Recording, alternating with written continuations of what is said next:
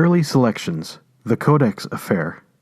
The Codex of Form Missive by Richard Shelton, 1969. New to ARDA 2, a.k.a. The Massive Missive Mistake. Chapter the First. Council of Dalon ap Landu, 16 October 1969. Dear Reverend Brothers and Sisters in the Mother, this constitutes my second missive to the Council. The first, which apparently did not reach very many of you, contained an announcement in my appointment as Archdruid, pro tempore, of Carlton and an outline of some of my goals. This letter will serve as an announcement of my election as Archdruid by the Grove and as my first general report to the Council. Enclosed is a copy of the first proposed Codex of Form and a commentary on it.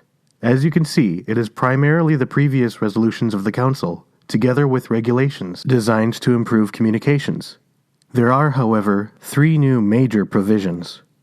The creation of the Secretary to the Council, the provision for replacement of patriarchs, the interpretations regarding priestesses found in Article 3, Section 2, and Article 4, Sections 4 and 6.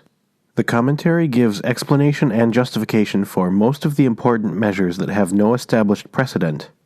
I consider most of them fairly straightforward. The title indicates my attitude towards amendment. I expect to have to submit at least one more proposed version before putting it to a vote. Please respond. Chapter the Second. The Codex of Liturgy is not going well. I still need the consecration ceremonies for Orders 5 through 7, and urge the patriarchs concerned to forward these to me as soon as possible. I also lack the liturgy for Midwinters, Beltane, and Lunasa. Anyone is invited to try his hand at writing services for any or all 3 of these. Druidism at Carlton is still very much alive, thanks due in large part to Steve Savitsky's recruiting efforts last spring. The Beltane service was attended by no fewer than 31, though most of these did not customarily attend regular services. Attendance on Saturdays currently varies between 6 and 12, and we expect a large turnout for Samhain. We have 3 or 4 candidates for the priesthood, of whom 2 or 3 are now sophomores, so the Grove is not yet in danger of extinction. Chapter the Third. Other groves seem not to have fared so well. I have records of 4 groves besides Carlton.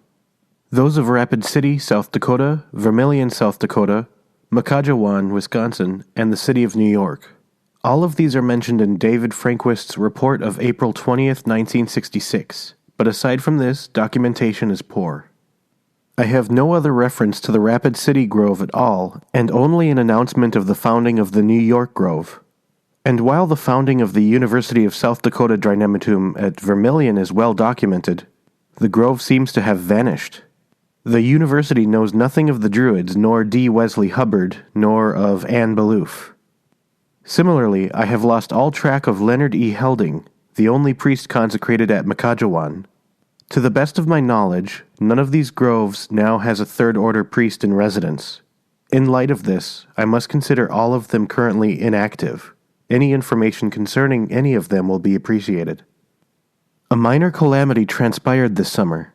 The college managed to lose one of my boxes in storage. It just happened to contain, 1, the mimeograph masters for the Chronicles, and 2, most of the letterhead stationery. I am looking into various means of producing a new edition of the Chronicles, but doubt that such an edition will appear until midwinter. I don't know who had the stationery printed, who did the printing, or if another batch can be printed. Again, information would be appreciated. Please send me some indication that you received this. Yours and the Mother, Richard M. Shelton, Archdruid of Carlton. Editor's note. The following documents were subsequently withdrawn in great haste and embarrassment as a big mistake by Richard. It should in no way be considered official, binding, or inspired, nor should anything else in ARDA, and is here for historical purposes and representative of the thinking of Richard Shelton at that time. After a difficult period of transferal of tradition in the 1967 to 1968 period, there are also several errors in the text. First proposed Codex of Form. Article 1. Documents. 1. The religious scriptures and basic law of the Reformed Druids of North America shall be collected in the Druid Chronicles, which shall include the Early Chronicles, the Book of the Law, the Book of Customs, the Latter Chronicles, and the Book of Meditations. 2. The official liturgy of the Reformed Druids of North America shall be collected in the Codex of Liturgy, which shall include liturgy for the common orders of worship, for the high orders of the feast days, for the high order of investiture, and for the high orders of consecration. 3. The procedural and organizational regulations of the Reformed Druids of North America, beyond those of the Druid Chronicles, shall be set forth in this Codex of Form. Article 2. Liturgy. 1.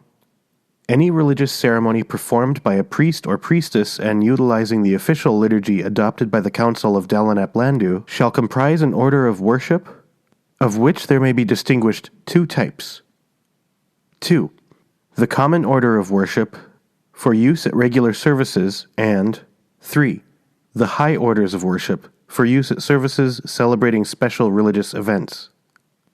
4. The high order of consecration, to each high order of priesthood, shall be presented by the first patriarch of that order to the Council of Dalon Landu for approval and adoption as part of the Codex of Liturgy. 5. The order of worship may be celebrated by one who is a duly consecrated priest or priestess of the third order. The high order of consecration of any higher order of priesthood may be celebrated only by a priest or priestess of or unto that order. 6. The waters of sleep shall be used during Gevra and Arach, and the waters of life shall be reserved for Saura and Foar, except when they are needed for healing or for consecration. 7. Priests and priestesses of the third order shall wear the white ribbon during Gevra and Arach, and the red ribbon during Saura and Foar. But any priest or priestess consecrating the waters of life shall wear the red ribbon regardless of the season, and any priest or priestess consecrating the waters of sleep shall wear the white ribbon regardless of season. Article 3. The Council of Dalon Landu. 1. The highest authority of the Reformed Druids of North America shall be reserved to all duly consecrated priests and priestesses of the third order collectively in the Council of Dalon Landu. 2. Verses 13 through 15 of the 8th chapter of the Book of Customs shall be hereby interpreted to apply only to the 4th through 10th orders of priesthood. 3. The Archdruid of Carleton, whenever that office be occupied, shall serve as chairman of the council. The council may appoint one of its members as secretary to the council for a specified length of time, and whenever the office of Archdruid of Carleton be vacant, the secretary shall assume the responsibilities of that office. 4. The Archdruid of Carleton may grant to the secretary any of the responsibilities of the chairman normally reserved for the Archdruid. But these shall revert to the office of the Archdruid upon demand of the Archdruid or upon the election or appointment of a new Archdruid of Carleton. 5. The Archdruid of Carleton shall assume the responsibility of maintaining a record of the resolutions of the council and of submitting to the council a general report on the current state of the Reformed Druids of North America upon his retirement from office. 6. Each priest or priestess of the third order shall assume the responsibility of maintaining a current address on file with the Archdruid of Carleton. Article 4. High Orders. 1. The 4th through 10th orders shall comprise all high orders of the priesthood. The purpose of the high orders shall be to stimulate priests and priestesses to the third order to continued spiritual inquiry and to honor achievement rather than tenure. 2. All high orders shall be considered equal in rank and honor, and equal in the sense that none shall be considered prerequisite to the other, save only with regard to the election of the first patriarch of each order. 3. Any priest of a high order may consecrate priests or priestesses to that order, but no priest shall be so consecrated unless he be also a priest of the third order. 4. Any priestesses unto a high order, provided she also be a priestess of the third order, may consecrate priestesses to that high order. But no priestess shall be granted the right to consecrate priests to any high order. 5. Upon the consecration of a priest or priestess to a high order, The priest or priestess performing the ceremony shall also notify the patriarch of that order and the Archdruid of Carlton, and both the patriarch and the Archdruid shall return confirmation of the consecration. Until such confirmation can be received from the patriarch, the newly consecrated priest or priestess shall assume no rights or duties of that order, save only the right to the mark of the order. 6. The highest authority within each high order shall be its council, which shall include all priests of the order and over which the patriarch shall preside. A priestess unto the order, who is also a priestess of the third order, shall enjoy the same voice and vote as does a priest of that order. 7. The patriarch of each high order shall assume the responsibility of maintaining a record of the resolutions of the council of that order and of sending to the Archdruid of Carlton reports of all such resolutions. 8. A patriarch of any high order shall hold office until his death or resignation. Upon such death or resignation, the Archdruid of Carlton shall appoint a priest of the order concerned to direct that council's election of a new patriarch, who must be a priest of that order. 9. Each priest or priestess of or unto any high order shall assume the responsibility of maintaining a current address on file with the patriarch of that order. Article 5. Groves. 1. To establish a legally constituted grove, a priest or priestess of the third order must see that the following are fulfilled. A. That a constitution be adopted. B. That the offices of Archdruid, Preceptor, and Server be filled by election as directed in the Book of the Law, such election to be held at any time of year. C. That thereupon the Archdruid of Carlton be sent notification with a copy of the newly adopted Constitution and a list of the newly elected officers. If he deem all in order, the Archdruid of Carlton shall then return written confirmation of the grove's establishment, which confirmation shall be included in the archives of both the Council of Dalon ap Landu and of the new grove. 2. All priests and priestesses of the third order shall be charged not to establish groves of a transitory nature. 3. Election of officers, except as noted in Section 1, must be held during the period of Foar as directed in the Book of the Law. Should it be necessary for an Archdruid to resign his office before the election of a successor, he shall appoint as Archdruid pro tempore a member of his grove, who is qualified to hold the office of Archdruid and shall serve until the next election. An Archdruid pro tempore shall assume all rights and duties of a duly elected Archdruid. 4. A retiring Archdruid shall notify the Archdruid of Carlton of the election or appointment of his successor, and the Archdruid of Carlton shall return confirmation of such election or appointment. 5. Should a retiring Archdruid find no qualified member of the grove to fill his office, he shall notify the Archdruid of Carlton that he is leaving the office vacant and shall send him the archives of the grove. The Archdruid of Carlton shall thereupon declare that grove inactive. An inactive grove may be re-established as directed in Section 1, on which occasion the Archdruid shall return the archives of that grove to the new Archdruid. 6. Upon receiving confirmation of his election or appointment from the Archdruid of Carlton, the Archdruid of any legally constituted grove shall assume the right to consecrate priests and priestesses to the third order. Further, consecration of priests and priestesses to the third order shall be reserved exclusively to Archdruids of legally constituted groves. 7. Immediately following the consecration of a priest or priestess to the third order, the Archdruid performing the consecration shall so notify the Archdruid of Carlton, and the Archdruid of Carlton shall thereupon return confirmation of the consecration. Until such confirmation be received, the newly consecrated priest or priestess shall assume no right or duties of his order, save only the celebration of the common orders of worship and the rite of the mark of the order. 8. Each grove shall retain the right to organize itself in any way which will best serve its own need, so long as such organization does not violate the regulations herein set forth. Article 6. Vestments. 1. All Druids, particularly priests and officers, shall be encouraged to wear robes, for since ancient times the traditional sign of the Druid has been the white robe. 2.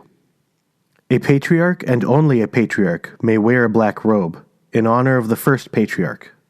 He may not, however, wear a black robe while wearing the mark of an additional high order of which he is not patriarch. 3. The mark of the third order shall be the red or white ribbon, to be worn as directed in Article 2. 4. The first patriarch of each high order shall establish, subject to the approval of the Council of Dalon at Landu, the identifying mark of his order. 5. Each individual grove shall retain the right to establish any identifying marks for its officers as it sees fit, provided these do not conflict with marks adopted to identify any other order of the priesthood. 6. No druid may wear any established mark to which he has not the right. 7. No restrictions on vestment other than those herein noted are expressed or implied. Article 7. Missives. 1. The appended forms shall be the standard forms for reports, letters, and local constitutions. 2. The following shall be noted for purposes of dating. A. The first year of worship shall be considered to have begun on Samhain 1963. B. The Druid Day shall begin at the sundown immediately preceding the corresponding civil day. The Reply of David, by David Frangquist, 1969, new to ARDA 2. Chapter the First.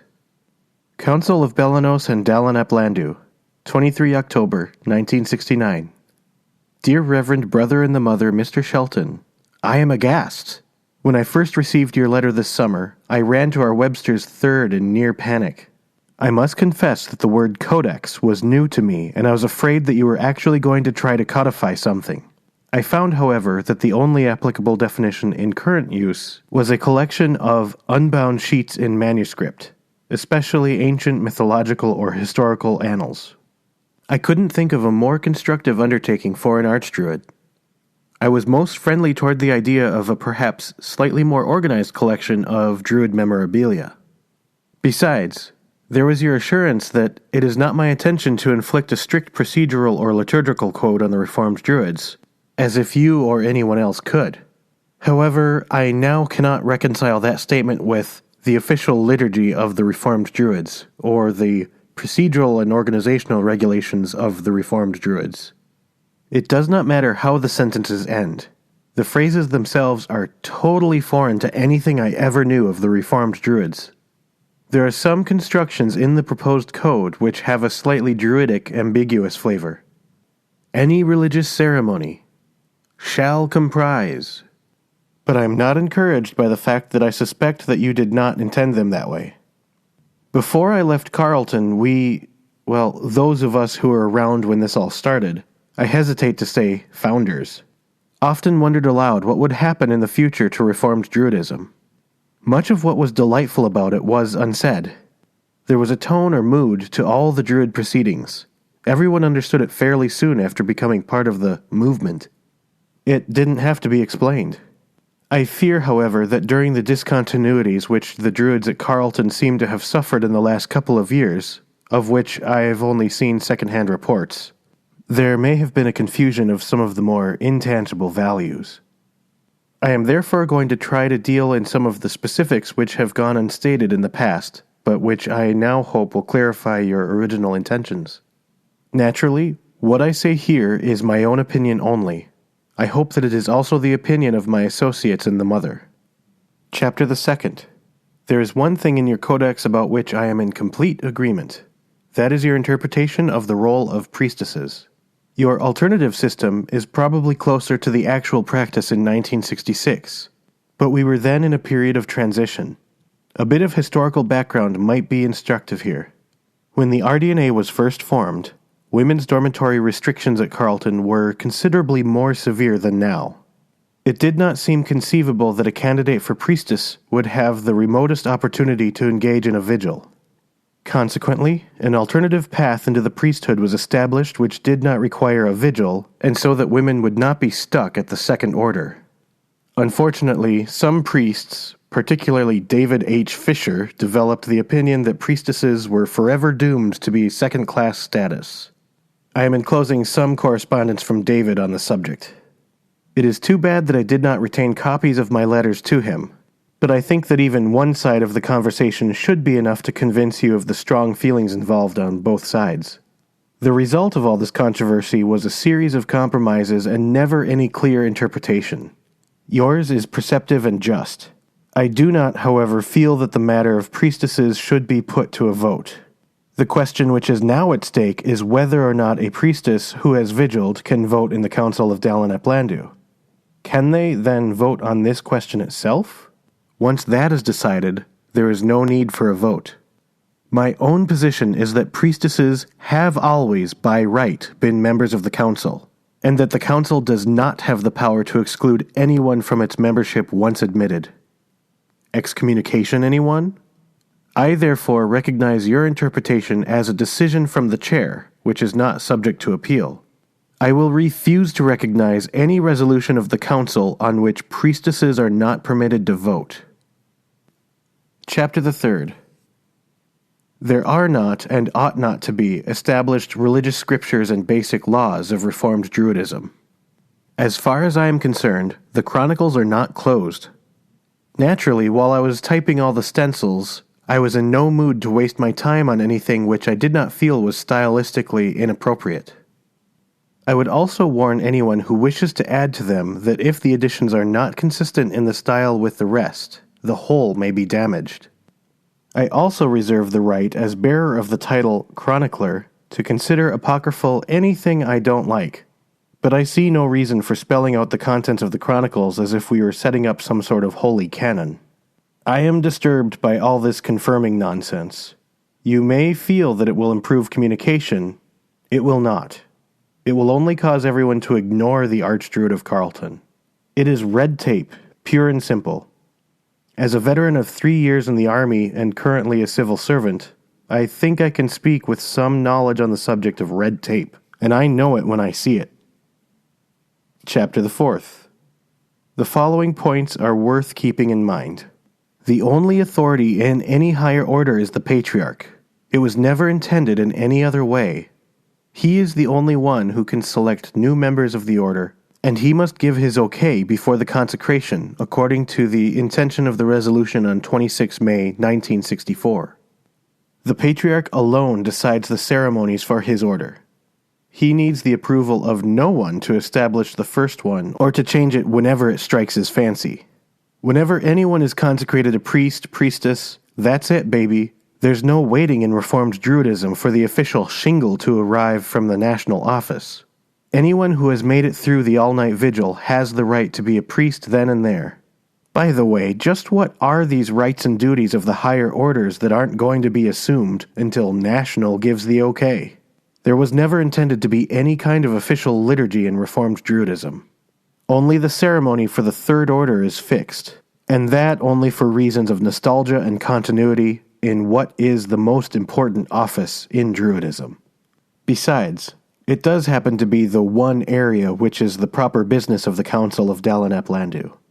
Liturgy is used as a tongue-in-cheek subject heading for some of the resolutions of the Council, but it should be noted that they fall into the category of interpretations of existing customs. As far as the adoption of a basic order of worship, 7th May 1964, that is a foundation only, a basis and a starting point for infinite variations. I see no reason why there could not be ceremonies which could be performed by a second or even first order druid. David Fisher, in designing the original order, felt that any second order could offer up a sacrifice. The only customary restriction is that the waters of life could only be consecrated by a priest or priestess who has vigiled. Does one need a ribbon to consecrate waters? Chapter the 5th. Don't flatter yourself with the thought of something we missed. It is perfectly clear from the Chronicles that each patriarch is elected by the council below. It says nothing about those verses applying only to the first patriarch of each order. You say that's awfully unwieldy? That's why we like it. While I'm on the subject of patriarchs again, although a formal vote was never taken, a majority of the Council of Dalon ap Landu expressed their opinions in the fall of 1965. In response to a question from David Fisher, that resignation from the office of Patriarch was impossible. Secretary of the Council? As in, first secretary of the party? It would appear that the only use this thing could serve would be to allow someone who is really attached to Druidism to pick up the ball and run with it. Permanently. We don't need that. We left the chairmanship at Carleton so that it would see a constant turnover, and hopefully, constant injection of new spirit. Also, we felt that we could all maintain a continuing interest in Carleton for other obvious reasons, and that this would be the easiest way to maintain communications. If the interest dies out at Carleton, I'm sure the council can take care of itself, if it wants to. If not, what materials would be best turned over to someone to whom they would have a personal significance? I really don't see what's so bad about transitory groves. True, they are something of a pain in the neck for the Archdruid of Carleton, who is destined to never know what is going on. But I have a certain fondness for them. They're so spontaneous. Actually, you never know whether a grove is going to be permanent or not until a couple years after it's founded. Besides, since it takes a grove to consecrate more priests, we might miss consecrating someone in a transitory situation that might subsequently be in a position to star a really going concern. Elections can be held any time a local grove wants. Don't forget that the Book of the Law is only a translation of the Carleton Grove Constitution into King Jamesian, including the section on amendments. Chapter the 6th. I don't see the need for setting up a calendar of Druid years, especially since there is not evidence that the ancient Druids recognized a beginning and an end to the year. It is more likely that they viewed time as circular in nature. Whenever precision is necessary, a civil date is usually used. Whenever it is not, the year is seldom mentioned. And what's to prevent another grove from dating in terms of its own founding, or any other event for that matter? I'm surprised to find out these old standard formats for letters I wrote up are still in existence. Perhaps you would be interested in their origin? It is true that they do generally describe the style originated and popularized by David Fisher, but the details grew out of the fact that they were produced as a diversion while I was in my Army clerk school. I was being pumped full of that junk 8 hours a day, and those formats are basically a parody of the Army Correspondence Manual. Chapter the 7th. By way of a summary, I should like to turn my attention to the very resolution of the Council which reserves authority to the Council. This resolution had two purposes. First, we were anticipating the possibility that it might someday become expedient to incorporate. Whenever that occurred, it was likely that one of the original members would be in a position to conduct the incorporation proceedings. We wished to agree before that time on the form the organization would take. The resolution had the effect of establishing a potential board of directors, if in name only. The legality of the resolution is highly questionable since it was paused by the Council itself. However, it makes sense if you consider it in a negative way. That was the second purpose of the resolution. Not to give authority to the Council so much as to ensure that no one else exercised it, whether Archdruid, Patriarch, or Founding Father. I am enclosing an epistle from David Fisher, which he originally asked to have included in the Chronicles. I suppressed it partly because he had second thoughts about it after it was written, and partly because it exhibits the terrible tendency of those of us who founded to try to solidify those traditions for which we were responsible. We expected in a few years it would be impossible to muster a quorum in the Council, and that therefore the creative originality of individual Druids and Archdruids, once the Council was instituted, it became convenient, as long as it was still small, to use it as a means of expressing our opinions in a number of controversial questions, a means of recording our intentions for posterity. But the resolutions are just that, an expression of the resolve of the members of the Council. Chapter the 8th.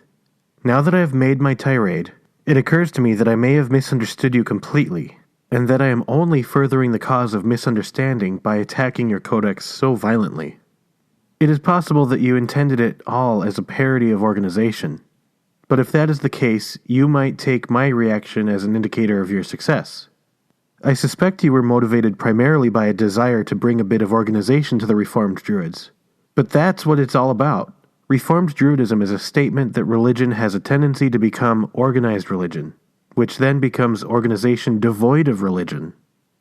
It is difficult to tell until we have communicated more just what you are seeking for Druidism. In the meantime, I shall reserve my right as Patriarch of Balanos to withhold the ceremony for the Sixth Order from your proposed codex, as long as there is any implication that it is the business of the Council of Dalon ap Landu or the Archdruid of Carlton's. If what you wish to do is collect the current customs and traditions of the Druids in topical form, then I will gladly assist you, so long as it is made clear that they represent only the present version of the constantly changing picture. I do not feel, however, that such a collection should be submitted to the Council for approval. It is worth noting that the Chronicles, the Order of Worship, and the various pamphlets were never submitted to the Council or anyone else for edit or imprimatur. Every Archdruid should feel free to develop whatever materials he needs to spread the word. In any case, if you do submit anything for a vote, you can count on a negative vote from me if it contains the word religious, a word found nowhere in the Chronicles. Official. Get your official Captain Midnight magic decoder ring. Regulation. 3 years in the army were enough to turn me against that one, or even shall, unless used in the first person. May the Carlton Grove grow in strength and awareness, and may those who sit on the Hill of Three Oaks find there a fresh breeze, blowing away stagnation and the petrification of religious forms. Yours and the Mother, David A. Frangquist, Patriarch of Balanos, Archdruid Emeritus of Carlton. Reply of the Other David by David Fisher, 1969. New to ARDA 2. November 28th, 1969. Dear Richard, I am enclosing several Druid documents, including a form for the sealing to the Fourth Order. The badge of that order is a green glass chalice, which in my time could be purchased at the local Woolworths. I am also, as you will notice, appointing you Patriarch of the Fourth Order for the period of your Archdruidship. This has always seemed a sensible move to make, for it will permit an active and continuing membership in the Fourth Order. Since I have left Carlton, my Druidism has become pretty much an inactive affair, mostly, I suspect, because of an increasing amount of certainty about my own Christian vocation. I still think Druidism served a useful purpose and will continue to do so, and I look forward with interest to further letters about the work. I shall only comment briefly on your proposed codex. It seems to me that although interesting, such a document does not represent the original intent of the founders of Druidism, among whom I was one. We never meant it to be an elaborate and highly developed religion. We only saw it as a means of holding the college's then religious requirement up to ridicule. If they gave people credit for attending services, we would unmask ourselves as jesters, and if they withheld credit, they would be branded religious bigots. It was really David Frangquist who began the serious work, although I had noted in my own sermons and meditations that Druidism did in fact seem to be helping some people along on their spiritual quest. If the Grove has continued, then I assume that is a sign of people's interest. But the original three founders, Norman Nelson, Howard Cherniak, and myself, never saw the Druids as a permanent feature of Carlton life. One minor note about vestments. Do you still wear the white alb, the red and green reversible garment, and carry the carven wooden staff which I wore? Or have you reverted to the white robe only and the red or white ribbon? This was made by a faithful Second Order Druid, and I bequeathed it to Frangquist, who added the staff. By the way, the identifying mark of the Fourth Order ought to be a green silk ribbon. You are correct in your surmise about Samhain 1963, since that was the time when the Druids were born. But actual worship on the hill began the next spring. You ought, by the way, to have the Book of Faith among the council records, my one actual contribution to the official scripture. I would still stand by it, and if you have no copy, let me know and one will be sent. Yours and the Mother, David Fisher. P.S. There is no New York Grove so far as I know, and I have no plans to establish one in St. Louis. I may be able to revisit Carlton next year. If so, I would enjoy meeting the Druids and perhaps leading a service. Fisher's Farewell by David Fisher, 1970. New to ARDA 2. 13 April 1970. David, First Archdruid of Carlton, Patriarch of Granos, to the Reformed Druids of the Carlton Grove. Peace and greeting in the Mother. Brothers and sisters, I understand from Reverend Brother Shelton that certain aspects of the history of the Druids have been lost. To fill that lamentable gap, I am writing the following epistle. You should understand, first of all, that Jan Johnson, author in large part of the Chronicles because of the style he chose, had of necessity to alter a number of early events. David Frangquist, the second Archdruid, codified and printed the Chronicles and added much material, but Johnson is responsible for the main body of material. He was, or is, a Druid of the Second Order, and served at one time as preceptor. He chose not to fully record, in particular, the origin of the RDNA in full detail. Even the Chronicles cannot disguise that RDNA was at least in part understood as a protest movement against the then religious attendance requirement at Carleton. The thought was that if no credit was extended, we would claim religious bigotry on the part of the administration. If it was extended, on the other hand, we could reveal the frivolous origin of the cult. For you must understand that whatever Frangquist made of it, Reformed Druidism was originally the product of an interest of mine in Celtic and Norse mythology, and of Norman Nelson and Howard Cherniak's interest in setting up a quasi-religious body. It began over a dinner table in April, and I held the first service on May Day. I never claimed any special consecration by a Druid in England, nor did I ever claim a vision or an inspiration. I simply proclaimed the glories of the Earth Mother and held services, constructed largely out of my imagination. You will not have any of my early meditations. They were never written down. Basically, they upheld a panentheism, a general admonition to practice inwardness, and were originally intended to simply be as general as possible without offending anyone. They only became more intense and serious when I discovered that some of the persons who had come to laugh had found real meaning in the service. Despite all of this, however, I think that it is to David Frangquist far more than any of the other three founders that you owe your continued existence. Howard Cherniak soon lost interest and drifted away, once the requirement was abolished. Norm Nelson was a great lover of ritual and form for itself, but he shared with me a worry lest Druidism become too serious. I do not know what his current attitudes are. For myself, I can only say that although I no longer hold services, nor am I involved in a grove, I consider myself to retain much of the spirit of the original movement. Druidism's open and flexible character is part of my own theological outlook, which I attempt to incorporate as a Christian theologian. I would not in principle object to holding a service if I were ever at Carleton, for example. It is simply that my spiritual needs are currently being met by something which seems to have more substance and more depth. Indeed, when Druidism began to get serious, Norman and I agreed that it would be well worth the trouble if the RDNA served as a way station for Homo Viator, a place to be used for a temporary refreshment and nourishment. Perhaps during years when alienation from more conventional forms of religion was greatest, but not as a final resting place. We would have been far more definite in formulating our tenets had we intended the RDNA to be a self-sufficient religion. The tenets, in fact, as embodied in the Constitution, are the only remaining contribution of Howard Cherniak, and may reflect his lawyer's desire to frame a deliberately flexible instrument. Some other marginal notes may be of interest. The higher orders were suggested by Norman Nelson, his love of ritual perhaps getting the better of him, and given their names by Frangquist. The reversible chasuble was made and designed by Barbara Beam, a second-order Druid. The altar was built of discarded stones near the monument on Monument Hill, and torn down within a day of its building.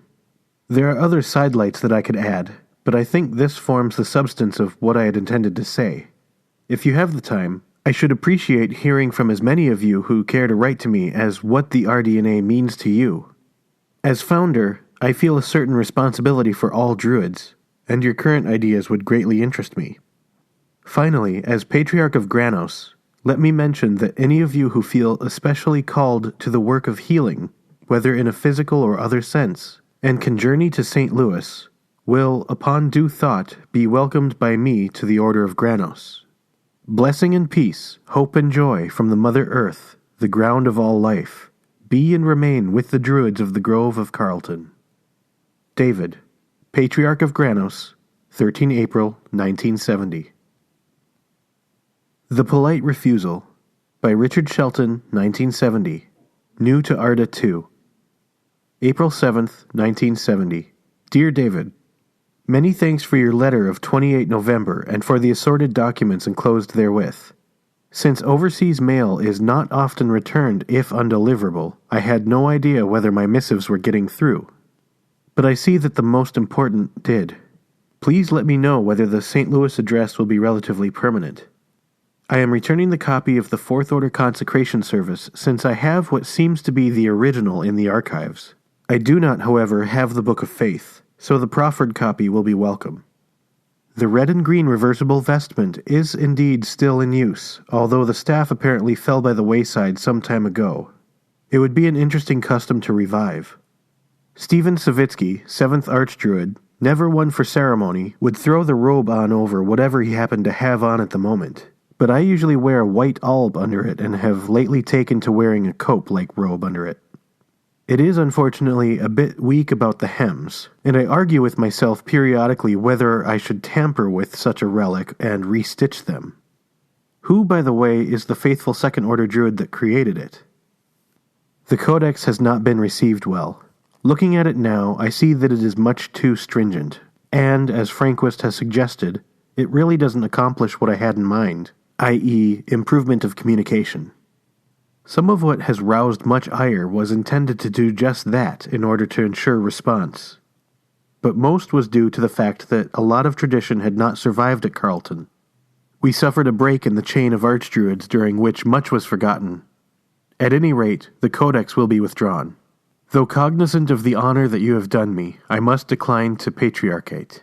My reasons are based on two traditions that are as absolute as anything in Reformed Druidism.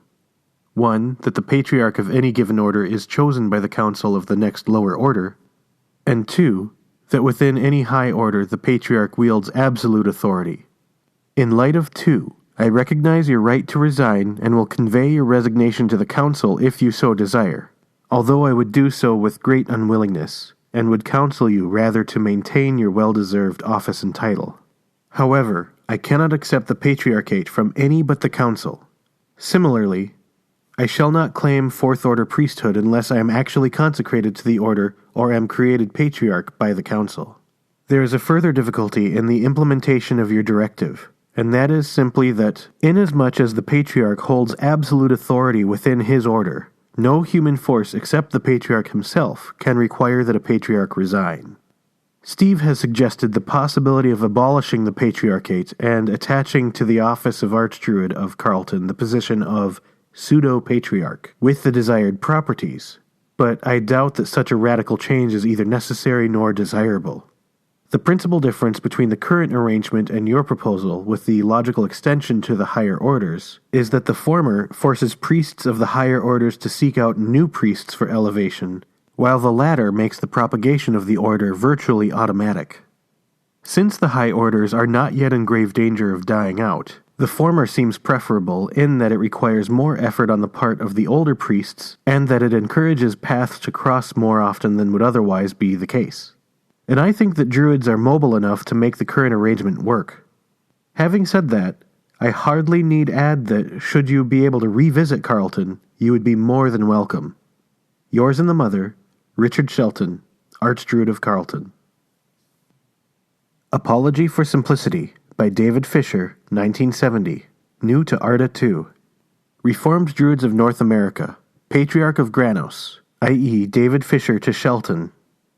Dear Reverend Brother and the Mother, I am sorry that you have misunderstood my proposals as reactionary in character, and as attempts to hinder Druidism. Accordingly, acting on your advice and counsel, I direct the following. 1. That my vote on priestesses remain the same, but my letter not be circulated or reasons given to the council. That proposals number 1, 4, and 5 be withdrawn. That proposals 2 and 3 be submitted with whatever explanation the Archdruid of Carleton sees fit to add. Believe me when I say that, far from being anti-feminine or attempting to impose a rigid dogma, I was merely attempting to return to the original, simple spirit of Druidism. Analyzing the movement historically, I can see that I was responsible for many of the trends towards more complicated organization and ritual, as well as a more clearly developed theology, leading to what seems to be an invalid assumption on the part of some Druids that Druidism is a religion and a valid substitute for it. I feel that Druidism is not a religion, nor was ever intended to be by the founders, Norman Nelson, Howard Cherniak, and myself. Now I see my attempt to interject meaning into the services in the middle of my first year as Archdruid as a mistake. For while some meaning was necessary, it has been carried. I fell out of all proportion. The original spirit vitiating Druidism was as fresh and as simple as the winds blowing over Monument Hill. There was a spicy irreverence not uncommon to Carlton, which I could not appreciate, but see now as a healthy balance. In my proposals, I was but attempting, perhaps clumsily, to maintain some sort of guidance by the founders and original Druids on the organization, which is, after all, our proximate, if not ultimate, responsibility. As you well know from my widely varying letters, I have been worried at times over what I have done. At times I have been moved to consider resigning my orders. Now, however, I see my duty as remaining and advising. If you wish to add priestesses, by all means do so, for my feeling is really tied to a desire to keep the organization simple. I must insist, however, that proposals 2 and 3 are vital if those who begin the work of the Earth Mother are to be kept in touch with new developments. The Reformed Druid has always boasted of its democratic ways, and I do not wish to impose control. But to advise is, I think, a minimal right which I maintain. My sincere apologies for any disturbance this may have caused, and my best wishes for you personally next year in graduate school. Yours in the Mother, David Fisher, Archdruid of New York, elect, Patriarch of Granos. The Report of Richard, by Richard Shelton, 1970. New to ARDA 2. Council of Dalon ap Landu, 8 April, 1970. Dear Reverend Brothers and Sisters in the Mother, it is my pleasure to convey to the Council Robert Larson's announcement of the founding of the Berkeley Grove of the RDNA, and of his election as its Archdruid. This grove, to my knowledge, is the only active grove besides the Carlton Grove. Its advent is most welcome. New priests and available publications follow. The Codex of Form has not been received well.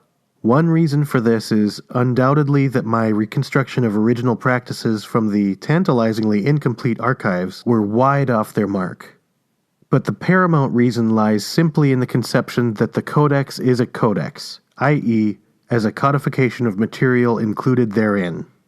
I have been convinced, several times over, that such a great degree of regulation is not only unnecessary, but also distinctly detrimental, and would only be ignored. Acceding, therefore, to the principle of the lack of rigid structure is one of the greatest assets of Druidism. I hereby withdraw the Codex from the consideration of the Council.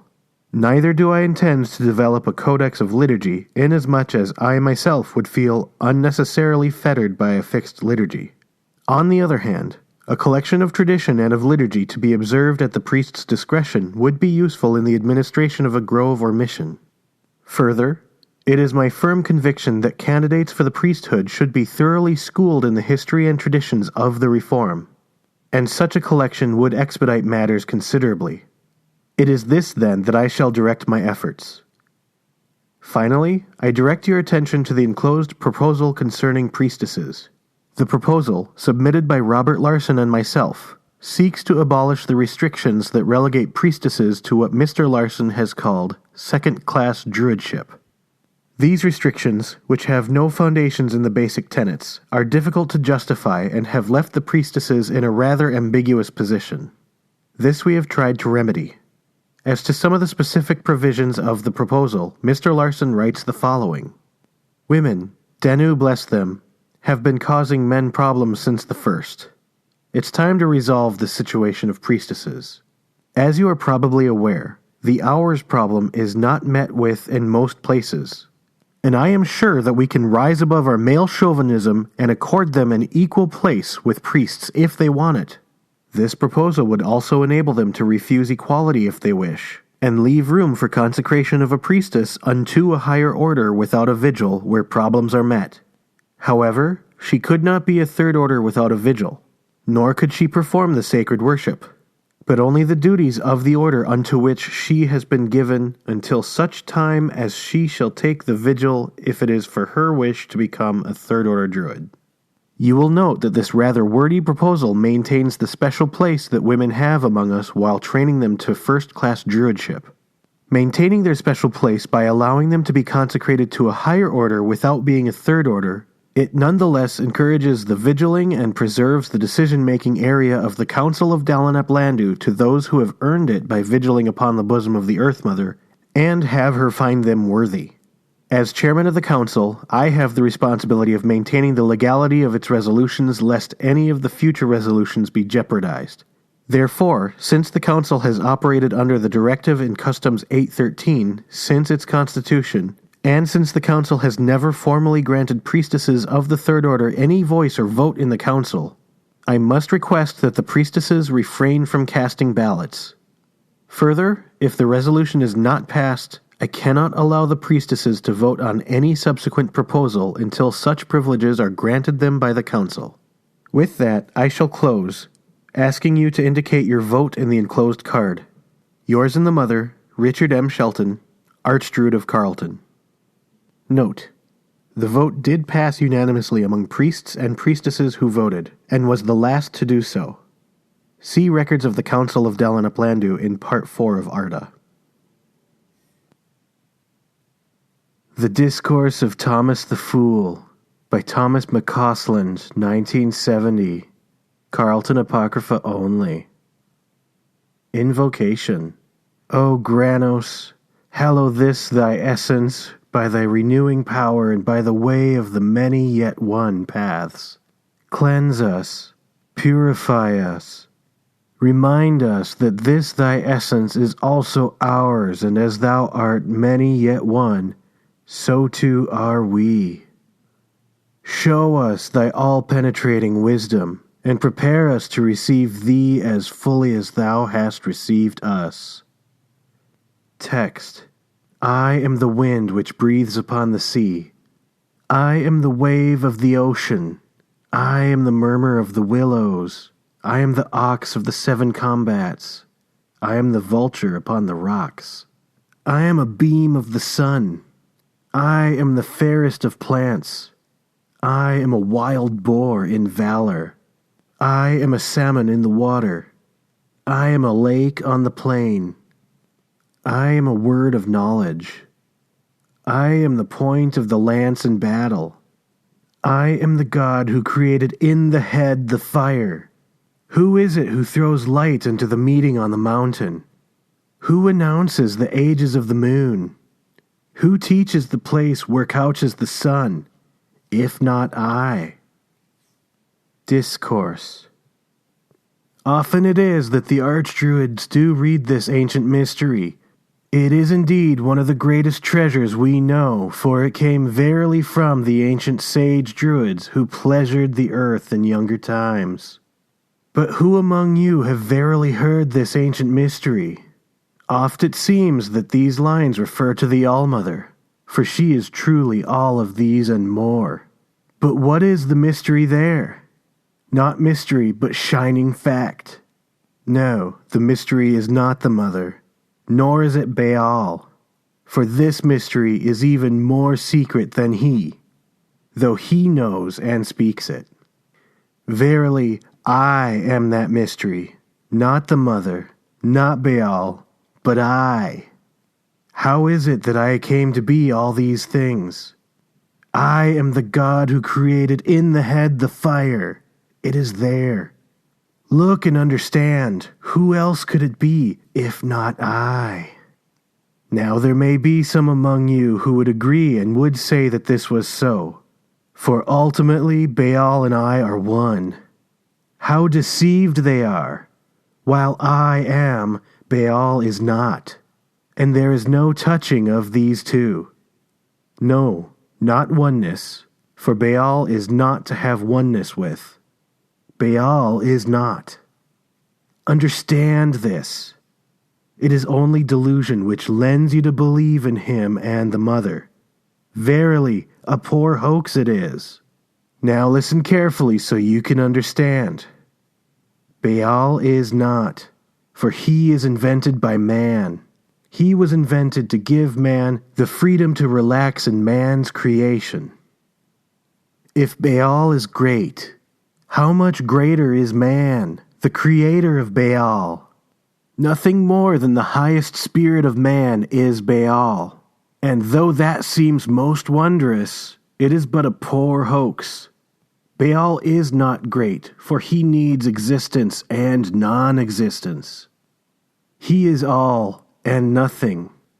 Can one be great and still be so dependent on such limited realms? No. Baal, though he is more than you or I can comprehend, is very powerless. He who created the universe cares not for all and nothing. They are nothing to him. He is so beyond that even all the words of knowledge said at one time would change him not a drop. Baal is merely the half-drop that almost changed. Great it is to be one with Baal, but to be one with him is not great at all. If not I. Is the water not great because it flows and trickles and dances? In other words, because it is water? No. Water is not great. It is merely water. He is not great. I am not great. He and I are one. But hear the greatest mystery. He is all of me, but I am not all of him. And yet, by being merely a drop of him, I am all of him. Understand this. Now you understand the words of power. Be the lake and the plain. Be the ox and the boar. Throw light upon the mountain. If not I. The Wisdom of Thomas the Fool by Thomas McCausland, 1970. Carlton Apocrypha only. Chapter the 1st. Listen, my brethren, and I will tell you the great secret of Druidism. This I tell in order to assure the pure transmission of Druidism for all time.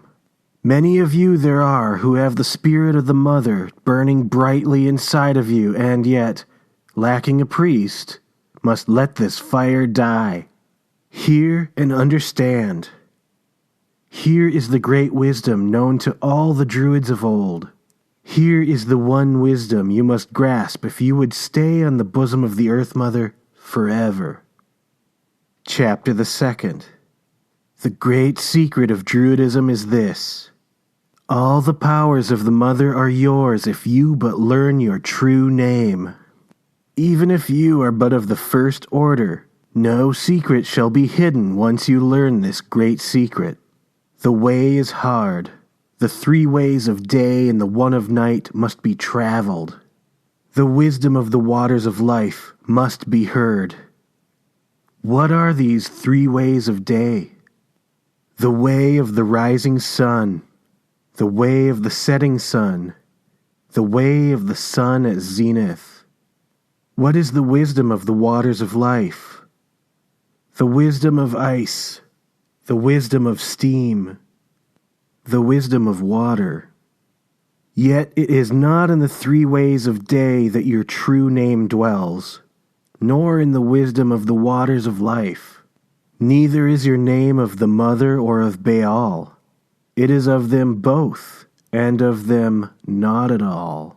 Your true name is in the way of darkness. Yet it is not of darkness, nor was it of darkness born, nor shall it die of darkness. Though Baal is born of darkness and dies in darkness, your true name knows darkness not at all. Your true name will be heard upon the bosom of the Mother, yet she hears it not, for it is not her name. Your name, when it is truly heard, will rock Baal from his slumber and cause rain to fall in the center of a stone. To hear your name, hear the Mother. To hear your name, hear her not. This is the most powerful secret of Baal. It is the most powerful secret in all the realm of the 4 ways and the 7 powers and the 13-fold mystery. It is the word which makes of all ends a beginning. Only this is necessary. Know your true name. All else is but the dreams of sand. Chapter the 3rd. But how do we know that true names exist? Listen and understand. When we consecrate the waters, we do not say, O great and glorious grove, thou of power deep-rooted in the mother, thou of power sky-rending, thou of power to block the sun and rain, consecrate these waters. Nor do we say, O healing waters, consecrate this thyself by thy powers of all-pervading wisdom. Nor yet, O power of the most secret essence of the vine, hallow this. Nor even, mighty swirling ocean, pounding the mother, as mighty and as vast as even she is, hallow this drop of thee. We do not say, O great light which rends the sky in storm, hallow this as thou dost hallow the rain by the great leveling fire. Nor, O greatest powers we see, mighty sun, hallow this which thou didst bring into being. Nor do we say, O gentle stream, by thy joyous power, hallow this thy essence. Nor even, O great mysterious life, hallow this the essence of all life.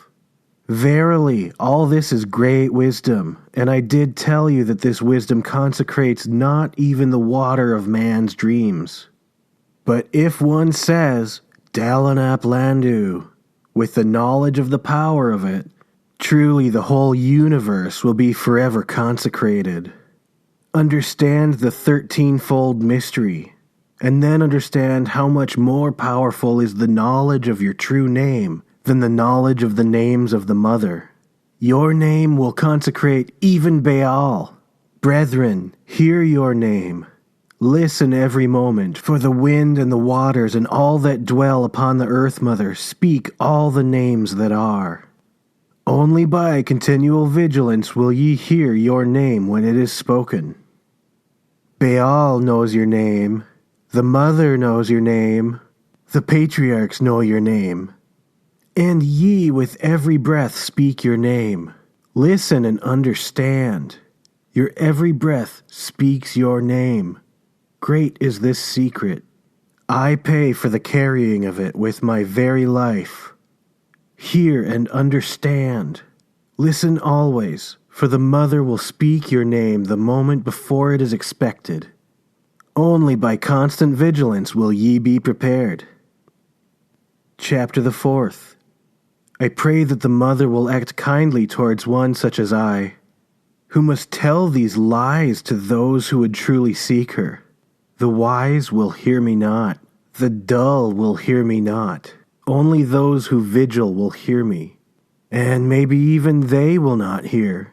For the sake of purity I tell these lies. May the Earth Mother forgive such a fool as I who would have men chasing the belay of trees. This is my folly, Thomas the Fool, August 25th, 1970. Peace to those who dwell in the Mother.